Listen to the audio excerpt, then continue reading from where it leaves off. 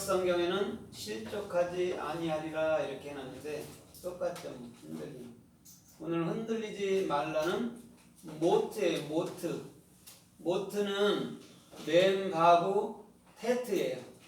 그럼 맴은 진리의 사역, 또 하늘의 사역, 마음의 사역이에요.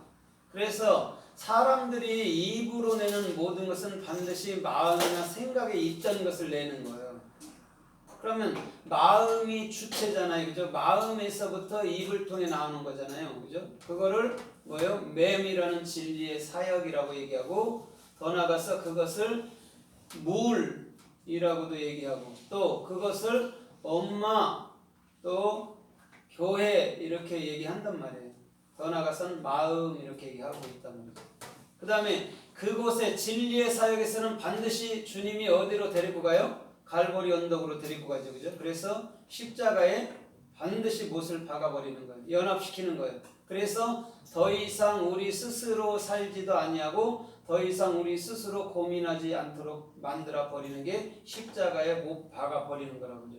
그 다음에 테트는 뭐냐면 선, 좋음이라는 뜻이에요. 또 왕들이 그 파라오가 이집트의 왕이 머리에다가 대명상을 하는 것은 지혜로운 왕이라고 이제 표현을 하는 거예요. 그러나 테트는 선, 또 좋다, 아름답다 이런 표현이 더 맞는 거예요. 선하다 이런 말이. 그러면 십자가에 못 박힌 자만이 선한 삶을 살 수 있다는 거예요. 그게 좋은 거라는 거예요. 그래서 우리 주님도 모든 것을 창조해 놓고 뭐라 그래요? 쉼이 좋았더라, 좋았더라 얘기하는 거예요. 그게 토부란 말이에요. 그게 좋은 거예요. 주님이 하신 일이니까. 그런데 사람은 주님이 하신 건데도 이건 안 좋아요, 저건 좋아요 그러잖아요. 그렇죠? 쥐를 좋아하는 사람이 어디 있고 뱀을 좋아하는 사람이 어디 있어요? 뭐 일부는 있겠지만, 그렇죠? 그런 거랑 똑같은 거죠. 근데 하나님이 지은 모든 것은 선하고 아름다웠고 또한 감사함으로 받으면 버릴 것이 없다고 얘기했어요. 그러면 우리가 선하기가 빠진 상황에서만이 모기도 이쁘게 보이는 거예요. 선하기를 갖고 있으면요, 파리 모기는 다 싫어요. 그러나 선하기를 빼버리면 그것도 이쁜 거예요. 왜? 나의 주인이 만들어 놨기 때문에 이쁘다고 얘기하는 거예요. 그래서 선악 속에서는 하나님이 하신 일을 절대 이해가 되지 않아요. 왜냐하면 파리 같은 거, 모기 같은 걸 왜 만들어 우리를 귀찮게 해? 또 코로나 바이러스 같은 걸 왜 만들어서 우리를 죽여? 이렇게 보기 때문에 그렇다는 거예요. 그러나 우리 주님의 사랑을 알게 된다면 우리는 모든 것에서 감사할 수 있다는 것이죠. 그래서 오늘 흔들리지 말라는 모트라는 것은 반드시 저와 여러분들의 마음속에 선함, 또한 선함으로 살 수 있는 그런 중심들이 되도록 우리 주님은 이끌어 주실 줄 믿습니다. 아멘. 그러면 오늘 이 흔들리지 말라라는 이 모트에 대해서 성서가 또 어떻게 말씀하는가 우리가 좀 살펴보면서 은혜를 받아보도록 하겠습니다.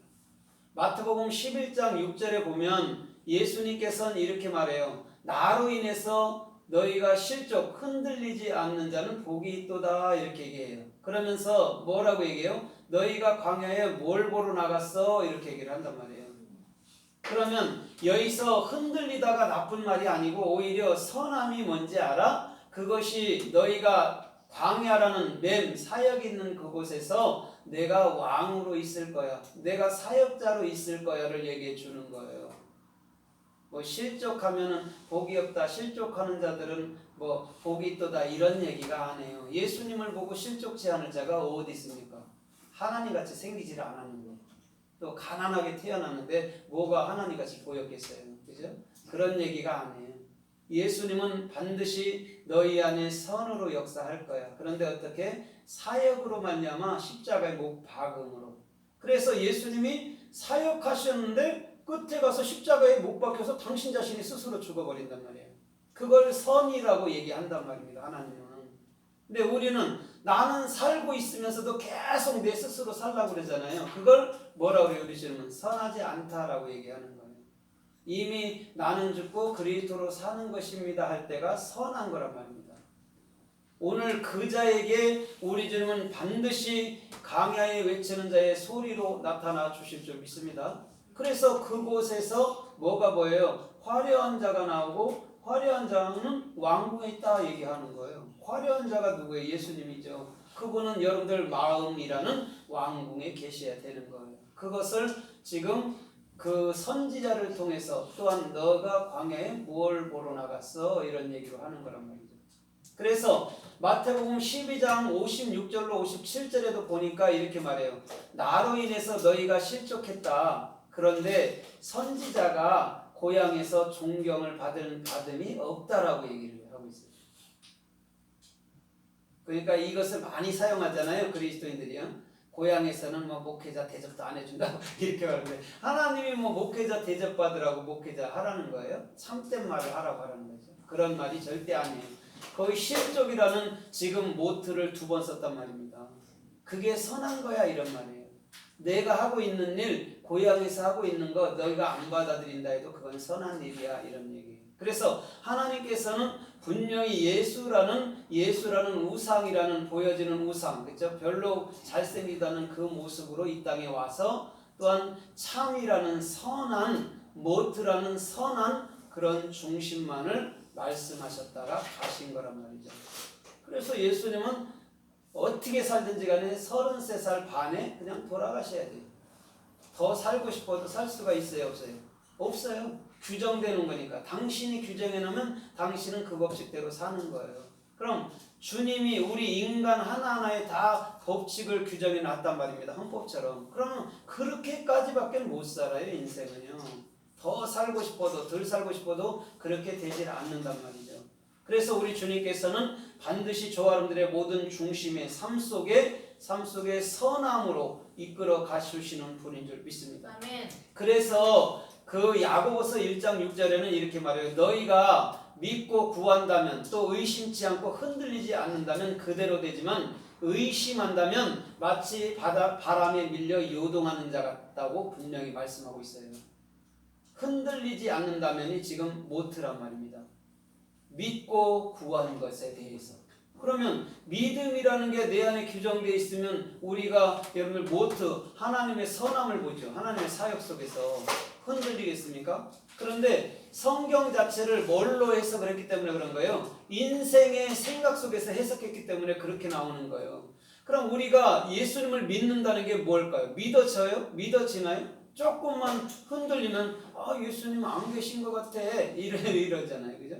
막 많은 사람들이 어떤 사람이 저한테 전화 왔고 왜 하나님이 일을 안 하실까요? 이렇게 얘기해요.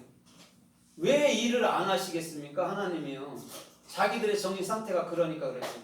저도 그것을 담을 수 있을까요? 없을까요? 없어요. 민주주의 줬잖아요. 못 담잖아요. 100년도 못 가잖아요. 그런데다가 또 뭘 더 달라는 거예요? 정신 차려야지. 정신 차려서 지킬 수 있을 때 줘야죠. 그래야 다시는 요동치 않을 거 아닙니까? 헌법도 영원히 공산주의 멸하도록 만들어 버려놔야죠. 다시는 뜯어고치는 것하고 그렇게 안 해놓으니까 당한 거잖아요. 그럼 우리 정신 상태가 그러기 때문에 복을 준들 우리가 뭘 누리겠습니까? 그 복으로 인해 취해서 무너질 뿐이죠. 사람들은 그것에 함정을 갖고 있는 거예요. 나는 아무 말을 안 하니까 그냥 가만히 있어요. 근데 지금 예언가들이 거의 다 틀렸죠. 물론 틀려도 틀릴 수밖에 없죠. 그렇죠?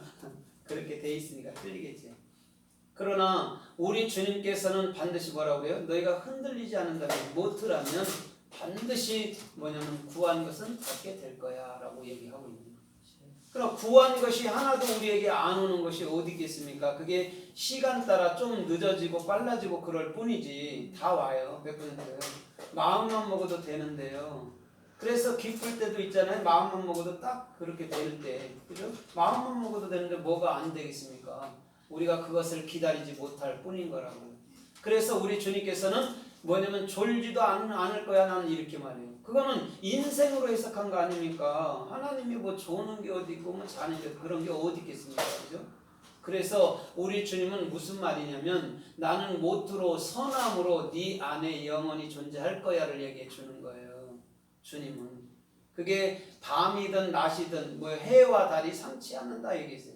해와 달이 어떻게 상합니까? 우리들에게 좋음을 주죠. 그런 얘기가 아니란 말이에요. 해 달로 쉽게 말하면 예수 그리스도로 너희 안에 선함으로 영원히 너희를 지킬 거야로 해석이 돼야 되는 거예요. 그러니까 그 시편 121편의 말이 정확히 우리들에게 이루어지는 거죠. 다른 게 아니고 우리가 뭘 어떻게 해서 지켜주고 뭘 어떻게 안 하면 버려버리고 그런 게 어디 있습니까? 그럼 살 사람이 어디 있어요? 한 명도 없지.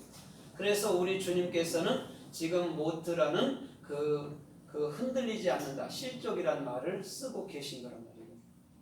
그래서 그 민수기서 4장 10절에도 보니까 이렇게 말씀해요. 너는 등잔 때나 성전의 모든 기구를 가죽으로 그 덮어놓은 법궤 안에다 다 집어넣으라고 얘기를 하고 있어요. 가죽으로 된 데. 거기서 가죽으로 된 데에다가 집어넣으라 하는 데가 모트예요.